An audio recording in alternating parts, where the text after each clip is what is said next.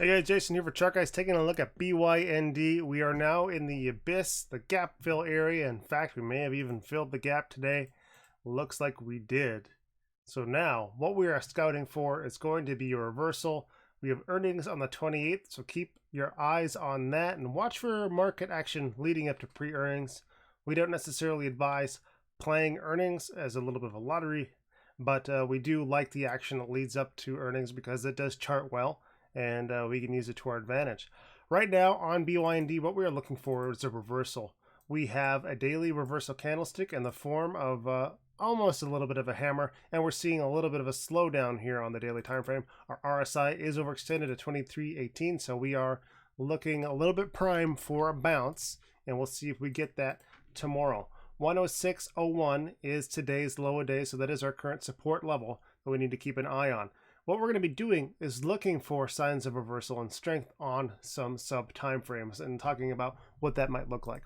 On the 4-hour time frame, we see volume coming up, a possible volume climax on the 4-hour time frame. RSI is at 24.84, still oversold, and on the daily time frame or the hourly time frame, we are seeing a lot of action early today, big spike up to 116.08, so that is going to be an important level of resistance for us, and it looks very close to, in fact, it is very close to 116.40. So I would be considering these two levels to be the same area of resistance that we need to worry about and get over as we approach these levels of action.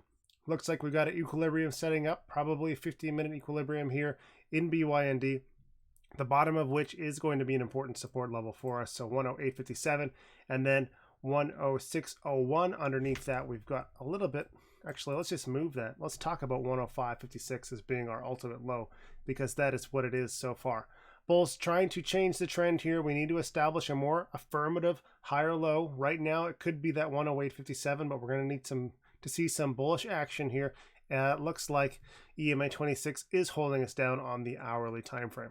So if we can confirm that as a higher low on the hourly and see a move to the upside, that will lock in that 1-hour trend change. And if we can do that, set a low underneath 116.40 into a little bit of equilibrium, that would be the best possible case for a more definitive, longer term approach to both earnings and to setting up a nice recognizable reversal pattern. However, not necessarily the only way we can do things. If we break over 116.40 and establish a higher low, something above 105.56, that will give us a little bit of leverage and the ability to work with a change of trend here. But I got my eyes on the hourly time frame. Let's take a look at the 15 and see if that sets up nice for us.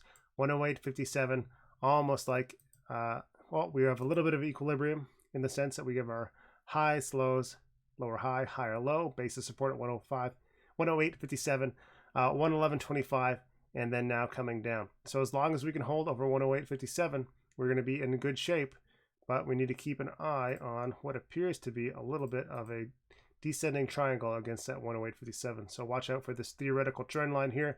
Keep an eye on your 108.57 and your support levels, and let's see if bulls can't lock in that 108.57 level as our hourly higher low.